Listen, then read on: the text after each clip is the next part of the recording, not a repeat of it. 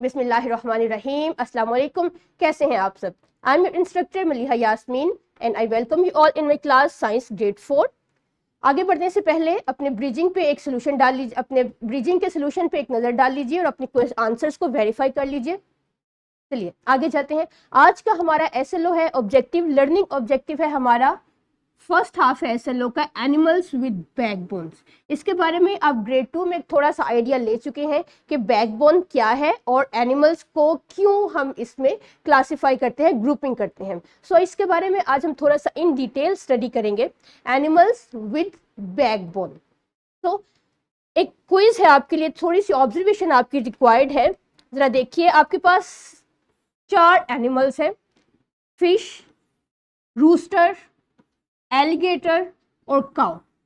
Apparently, externally और on the basis of physical appearance आपको इसमें क्या चीज कॉमन दिखाई देती है इन तमाम में? वैसे तो ये बहुत ज्यादा डिफरेंस है, इनमें हेल ऑफ डिफरेंस है, लेकिन क्या इनमें आप कुछ कॉमनैलिटीज, कोई कॉमन चीज इसमें कुछ देख सकते हैं, या आप बता सकते हैं कि अगर इनको हम एक ग्रुप में रखें तो किस बेस पे हम इनको क्लासिफाई करेंगे एक ही ग्रुप में? बिल्कुल सही, आप में से कुछ बच्चों ने कहा इन तमाम में एक कॉमन चीज इनका स्केलेटन है, जिसके बारे में हम अपने प्रीवियस लेक्चर्स में पढ़ चुके हैं कि कुछ एनिमल्स ऐसे हैं कि उनका स्केलेटन उनके अंदर होता है, जिसे एंडोस्केलेटन कहते हैं। और इस एंडोस्केलेटन में भी एक चीज इन तमाम में कॉमन है, जिसे हम कहते हैं, क्या कहते हैं इसे? बैकबोन। तो वो तमाम एनिमल्स जिनकी एक डेफिनेट शेप है और जिनमें एंडोस्केलेटन मौजूद होता है, उन तमाम में एक और कॉमन चीज है, वो है इनका एंडोस्केलेटन, इनकी बैकबोन। इस बैकबोन की प्रेजेंस की बेस पे ये तमाम एनिमल्स, इनको एक ग्रुप में रखा जाता है और उसका नाम है वर्टिब्रेट्स।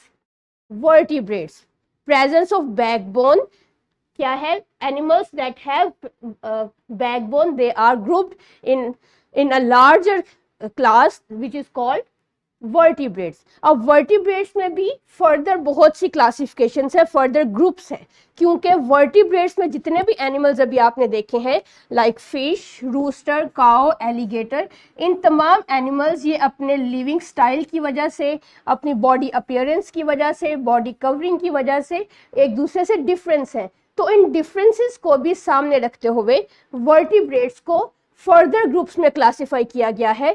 5 ग्रुप है इनके: fish, amphibians, reptiles, birds and fourth one is birds and mammals. अब हम वन बाय वन देखेंगे कि इन तमाम ग्रुप में जो एनिमल्स हैं उनका हैबिटेट क्या है, वो अपने बेबीज कैसे डेवलप करते हैं, उनकी बॉडी कवरिंग कैसी है, और इनका स्पेशल फीचर अगर है तो वो क्या है, क्योंकि वर्टिब्रेट्स की ये क्लासिफिकेशन इन्हीं 4 चीजों की बेस पे की जाती है। So first one is fish. Fish, as you all know, fish live in water.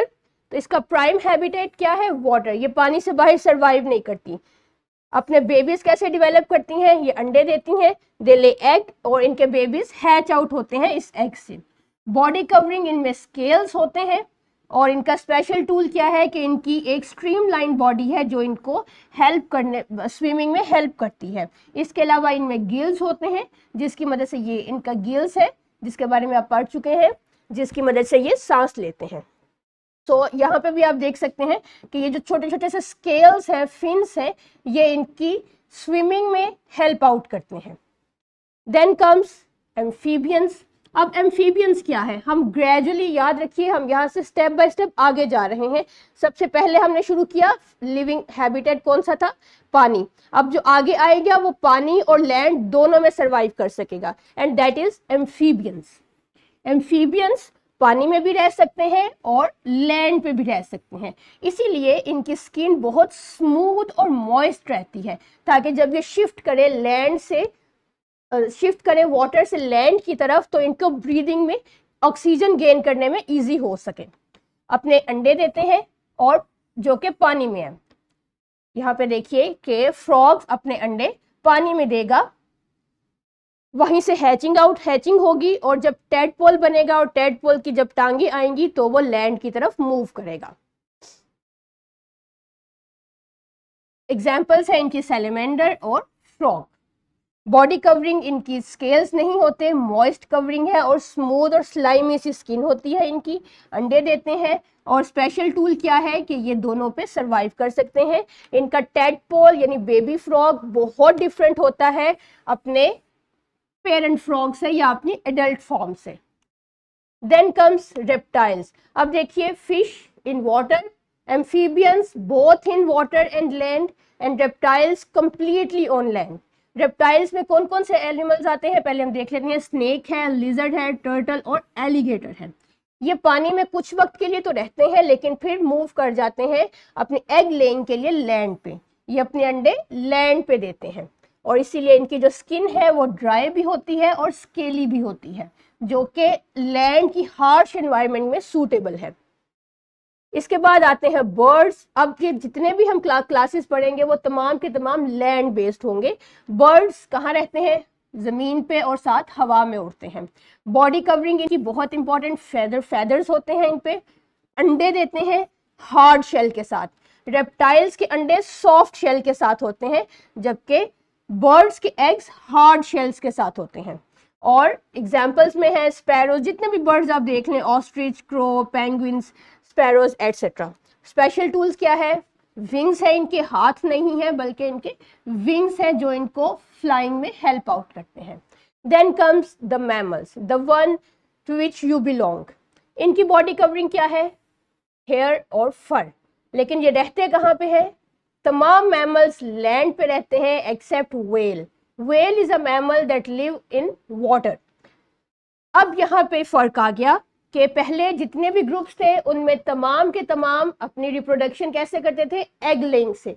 और मैमल्स अपनी रिप्रोडक्शन कैसे करते हैं? बेबीज के थ्रू। ये अपने बेबीज को they give birth to their young ones, babies drink milk from their mother. ये एक बहुत बड़ा डिफरेंस है मैमल्स का बाकी के तमाम ग्रुप्स के साथ।